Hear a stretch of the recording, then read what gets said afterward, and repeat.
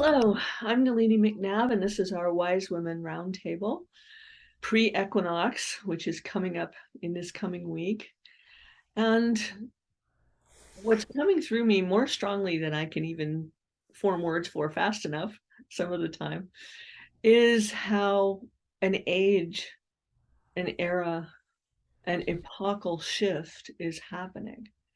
And one of the ways that this has played out is that the British monarchy has changed. Now, many of us really won't care, and many of us care a little, and many of us think, oh, that's either too good or too bad or something. And that's just a whole lot of thinking. What I noticed when it first happened was that there was a profound shift on the planet. Now, this isn't about one person, this is about all of us, and especially those of us in feminine bodies or with strong feminine sides in male bodies. Either way, both, all three, everybody. And it has to do with a huge linchpin, like a railroad tie, a stake rather, being pulled from the planet. And it has to do with patriarchal feminine hierarchy. It's a structure, not necessarily a system or a pattern or a program. These are the things that are clearing out of all of us. But it has to do with what we think we know, what we cherish that we've been taught, and what we absolutely love about our personal knowledge and genius, and what we think we want to call mastery. And as I said to my lovely friends here, calling bullshit, because what has just happened on the planet, and pardon my non-French, um, is so much more profound than anything any of us thinks. So, as an example, I went to, and I will misquote, so apologies to Richard Bach. This is from the prologue to his book Illusions. There's a barnacle on the bottom of a river that dreams of something else, that dreams of being free, that dreams of flight. Now, how many of us can relate to that? And so finally, one day, somehow, the barnacle chooses to let go every last little gritty, squitchy, these are not Richard's words, bit of that lets go. And all the other barnacles are saying, oh, don't do that because you'll be smashed and tumbled across the rocks and your life will end. And this barnacle is thinking, good, as far as the life ending, that life. And so it lets go fully. And it is tumbled and smashed and crushed across the rocks for quite a bit. And then the current begins to pick it up and it sails along freely in the river. And it sails across another bed of barnacles. And the barnacles are all looking up, going, look, a savior, a being like us, but it flies. And this barnacle is saying, no, I'm just like you. I just chose to let go. I can say that about any leap in consciousness I've ever made. I'm just like you. I chose to let go. And what we're all being faced with right now on the planet is a choice to let go of the structures. You know, the ones we were all just talking about this, the obvious ones that are right here that everyone else can see, but you can't because they're right there. They're part of you. These are dissolving. They're obsolete. They're not good, they're not bad, they're not anything, they're simply obsolete. Everybody talks about new energy, new paradigm, new earth, new world. Okay, whatever your preferred terminology. But this comes from within, it comes from the heart. Like those of us who are seers, we can no longer see only right here. It has to come from the heart. Otherwise, blinders, source has closed that door. And we've all been saying, well, I can't see further than today or tomorrow. And so I was sitting with that in meditation and I thought, well, source can see anything, anytime, and does so through the consultations I do with people. So what's my problem? And so I sat into my body and watched my energy go into the heart and into a collaboration between heart and womb and all of nature. And then I could see anything, just like before. And it wasn't exactly a revelation, except that it was, because our bodies, our physical and emotional and mental bodies, are being scoured out of all of these old allegiances, alliances, oaths, vows, pledges, and just leanings in to what no longer will function. It's not harmonious. It will not sustain us on this world. And it certainly won't sustain us in these bodies. And so what we really are about to learn, the hard way if we don't let go, let's just be honest, is a new kind of sovereignty. And I've noticed just in observing, the shift in the Commonwealth, nobody knows what that means.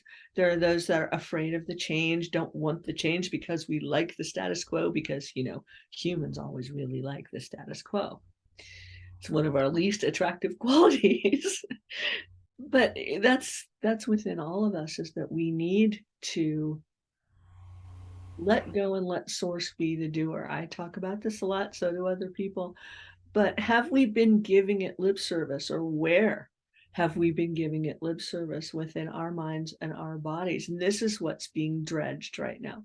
This is what's being, purged from each and every one of us. And that is where, at least in my humble seeing, that is where the change begins. And so, speaking of a shift in sovereignty, I'd like to turn this over to Sarah. She has some things to say about that.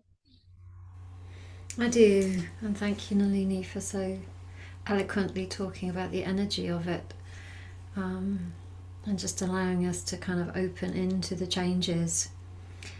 So yes, sovereignty is on my mind and my heart, particularly because Queen Elizabeth was my queen for so long, even though I wasn't particularly attached to that part. It's part of how I grew up, and part of my culture, and part of what I was taught, part of what my money looked like for a long time. The Queen's head has been everywhere. And so, and interesting as today, the word sovereignty has just kept coming up. It's coming up in the classes that I've taught this afternoon, and so it feels like a real need for us to look in the mirror. For me, this is how it is for me. It's like, so this is what's going on, and I have respect for that. I don't want to get too involved in it, but I have respect for what's happening. So this sovereignty word keeps coming up. So let me look in the mirror, and what does it mean to me? So when I ask myself that question, I remember that when I first heard the word, which was probably about 10 years ago, I had no idea what it meant. And in fact, one of my clients asked me, Sarah, what does sovereignty mean? And I was like, oh, that's really embarrassing because I don't know. So I said something, but it reminds me of how I just, it wasn't something that I was brought up with to own for myself. It was an aspect outside of myself. And so not knowing, and following my life as my life has been guided to go, it's been a big part of what I've learned to do, even though I haven't always called it sovereignty. And this morning, as I was getting ready for my day and doing the things that I do to guide myself into my day, I'm a bit of a slow riser in the mornings. I'm not a kind of get up and go kind of person. It takes me a while. I really got the feeling, and it really helped me, which is why I share it now. We're going to see over the next few months, depending on what reality we look at, but if we look at the reality of the 3D, we're going to hear a lot about lack and constriction and not enough and all cuts and all the words, and that brings fear.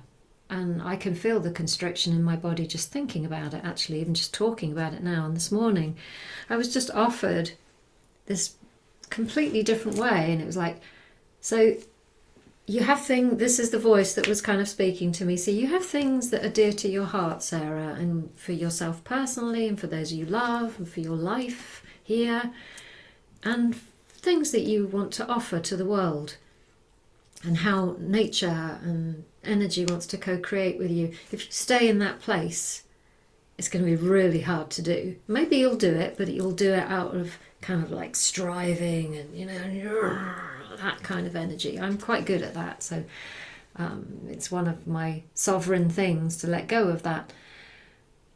How about if you just stepped, and I was literally given the words, just step out the box and allow the energies to come through you and inform you as to how to do. If you try to operate out of that old system, it's not going to work. It's really not going to work. If you step into this new energy, then something brand new can come through you, and it will be full of ease, and it will give you the things that you want, but you have to get out the way. And so I was very relieved to hear all of this, but just talking to you all now, I'm like, so somebody said to me, so how are you going to do that? And I would say, I have no idea. I have no idea. I'll just get up every morning and do my best to get out the way. And my tools for that are essences and just being in nature and prayer and dance and all of those things that I'm sure many people listening also engage in. So for me right now, that is really what's coming up as a new level of sovereignty. Not, yes, owning and claiming who we are, but that's kind of almost old language now, because we've been saying it for so long. It's like, okay, so if we've now done that, so how do we now just walk through life as it? Become, I guess in the priestess communities we'd say, become the hollow bone, literally. Just be the hollow bone. And in that you will get all the beautiful things. So I'll just talk for myself, the beautiful things I want to work with, my house and my new car, all the things in the 3D can come with that. It's not a sacrifice to the physical, it's in prayer with that.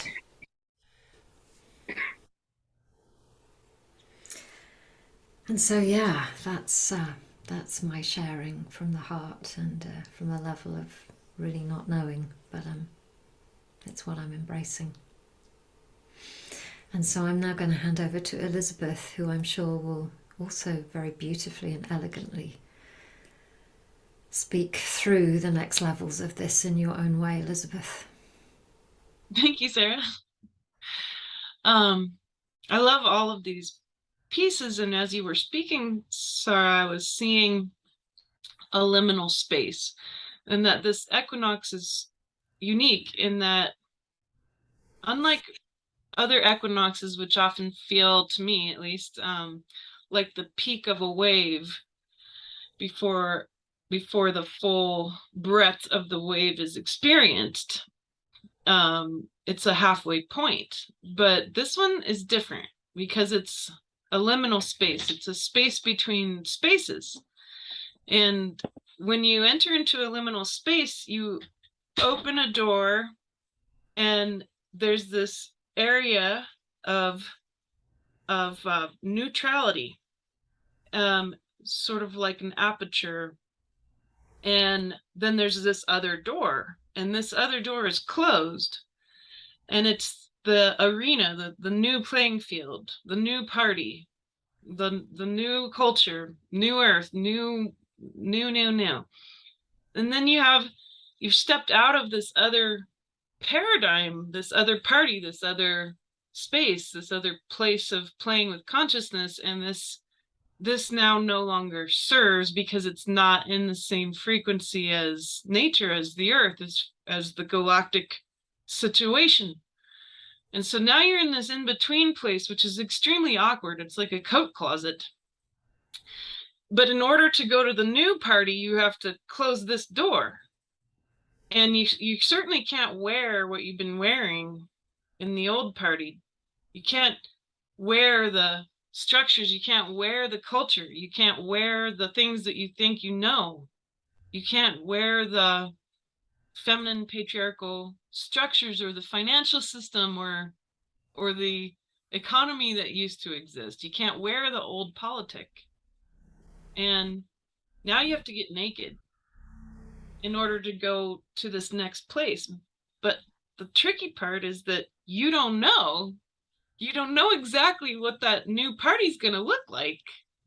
So what are you going to wear if you don't know what the theme of the party is? Well, we're getting a clue. The door is starting to peek open a little bit, and the first thing we're seeing is sovereignty. And we all have to go through this process with defining it. So you got to get naked first. You got to be willing, and willingness is key. You got to be willing to let go. You got to be really, really willing. And it can be very terrifying to say, you mean I have to take everything off? Everything? I really worked hard for this stuff. I worked really hard for this master's degree. I really worked hard for this claim of being a mystic or a healer or warrior. And I didn't just work, this lifetime. I've worked many lifetimes. I've worked since the beginning of time for this stuff, man. You're telling me I have to be done with it? Well, yes and no. In a way, it's more that in order to, you can't hold on to it. It's always going to be part of you. But if you're willing to let it be part of what you are, then you don't have to wear it. You don't have to hang on to it. It makes your field bigger. So you just get bigger because of what you've experienced, but you're not running what your soul is through what you think you are, what you think you know. And so now you're naked, you're willing, you hung it all up, you're ready to be part of this new party. So at this moment, we're all being asked to understand sovereignty. And at first, we're going to run it through our mind and what we think we know in our head.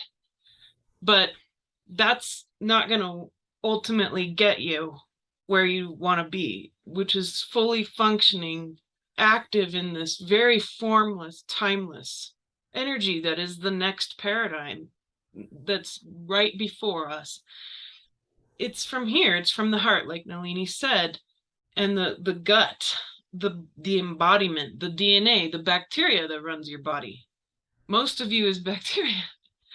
And they are very smart. They know exactly how this earth works. And they are in love with her just as she is in love with us and in love with them. And it's a perfect love. And that is the beginning of this very interesting, new, fresh version of sovereignty that has to do with the place and space we're in. So you can't run it through your mind, because that's where all the old culture is. You can only allow it to move through your soul, which comes direct from source, and burn away everything that you, as the personal self, thought you knew, so that it can reveal this very fresh version of sovereignty that comes from nature itself. So it's not gonna come from humanity. It won't, it can't, because Homo sapien is done. Now we're entering into the realm, the time of Homo luminous.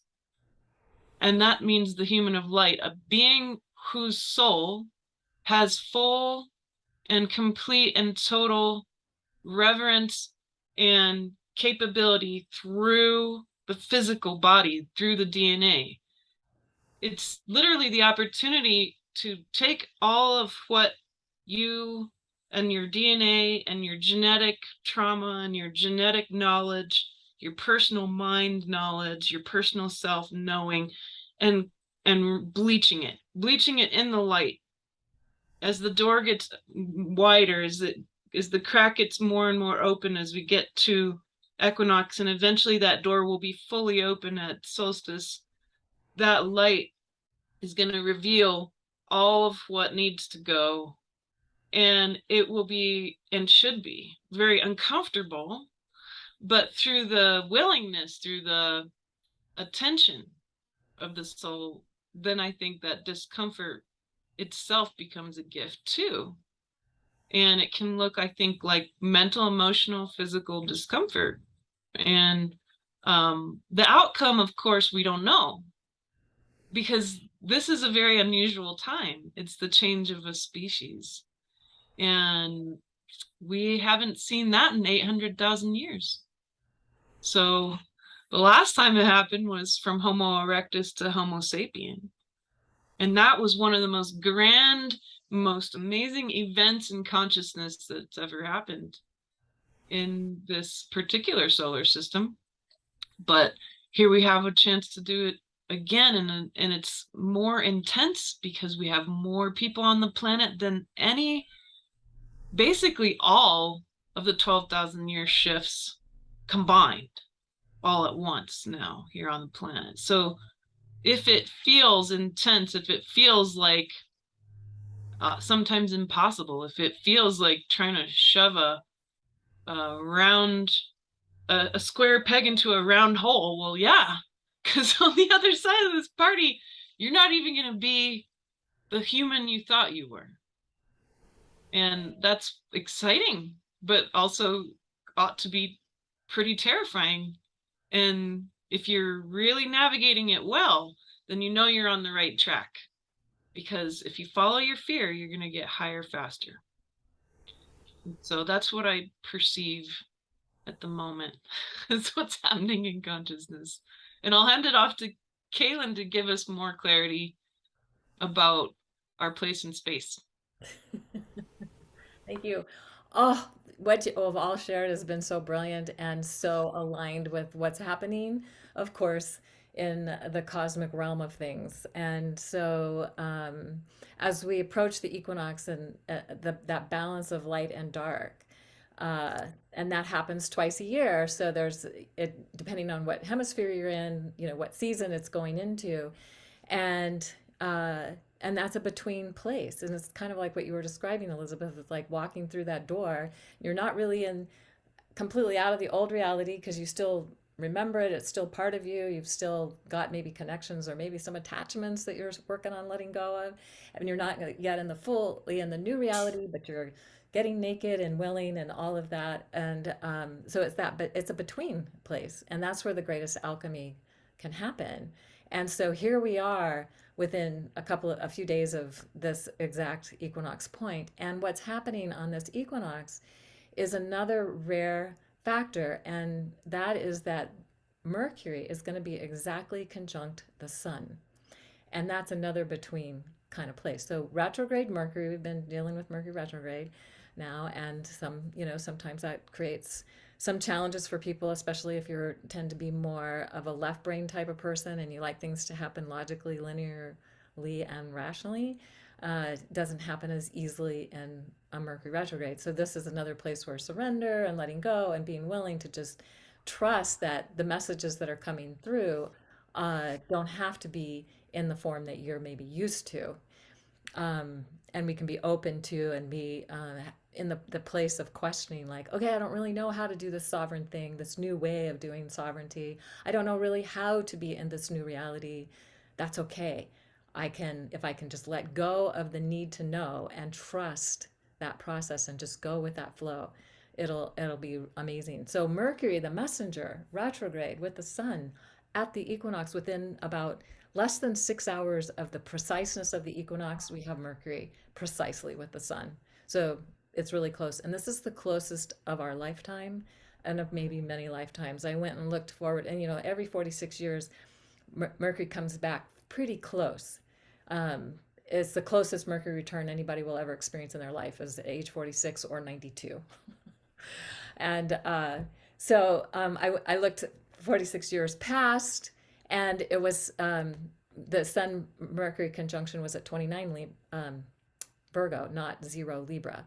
And I looked at it 46 years into the future, 2068, and it's at 29. It's at 1 Libra, not 0 Libra. So this, again, in that 92-year period, this is the closest one. So the closest one in a lifetime. And I'd have to do a little more research to see, how long has it been since it's been this close? Whoa. So it's just really telling us that something new is being, it's like a reset point. And we've had, as we've talked about before, the Uranus in the North Node in Taurus resetting Earth's destiny. And that's still really close, and that's still really at play, and we're still in that as well. And then we add this to the whole configuration, and it's that between place. Now, I posted something about this today on Facebook, and somebody thought I said the 0 Libra point, and they thought I was saying the 0 zebra point. And then somebody commented and said, "Oh, that's really good because it's black and white. Zebras are black and white, and it's like, the balance of light and dark." So it's like, how can we have fun and play with this transition because as everybody's really spoken into to some degree, is that it's not necessarily going to be easy. It's not necessarily going to be like a walk, just like, oh, I can do this. You might feel challenged, and to let go, like that barnacle letting go, that takes a lot of courage to be willing to let go, to be willing to be swept away and carried off into something new. And I say there are days I'm much more willing than others. Some days I'm just like not willing at all. So then how can we have compassion for ourselves on those days when we're not so willing? And to recognize that, okay, maybe not right now, but I'll get there. Because that is my intent. I will get there. It's just going to take me a little longer as I resist, as I, go through whatever process I'm going through right now before I can get to that next level of letting go. So the other thing I want to mention is that right now we have this Venus also with the sun. So Mercury's with the sun right now, and we'll be exact on the 22nd. Depending on your time zones, for some people it'll be the 23rd, late on the 22nd in like Pacific time zone, and early on the 23rd in other time zones. But Venus at the end of this, so we're starting at the 0 Libra point, Sun Mercury conjunction, rare event, only happens every 46 years to become anywhere near this point, as I mentioned. And then at the end, when we get to October 22nd, Sun and Venus at 29 Libra exactly conjunct. So it's like bookending the Libra domain, the time that the sun is in Libra, one with Mercury, one with Venus. Now, Mercury's retrograde, Venus will be direct. This is Venus and her long sort of process of going through death and rebirth.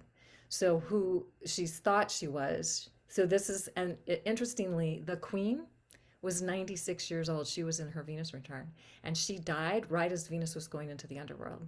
Like, we just can't make this stuff up. It's like, oh my God. And this Venus cycle is the grandmothers, the wise ones, the elders, it's like, how do we tune back into that wisdom that hasn't necessarily been as honored in our culture?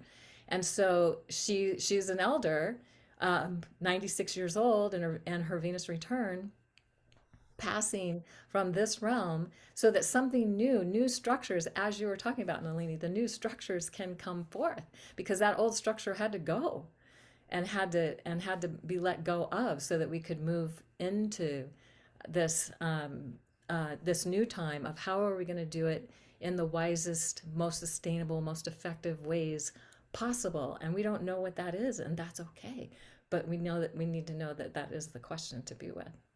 So, so that exact conjunction of Venus and the Sun is representing another sort of portal or between point, activation point, and then Venus won't come up into the evening sky where she's on her ascent until December. So it's just blowing my mind just to even think about this, like, wow. And the way that you all set this up was so good. Thank you for that. And I just encourage everyone to re-listen to this and to take notes and to be open, be willing, and to trust that we don't know what's coming now. We're in a new reality, and the more that we can allow ourselves to not know, the better.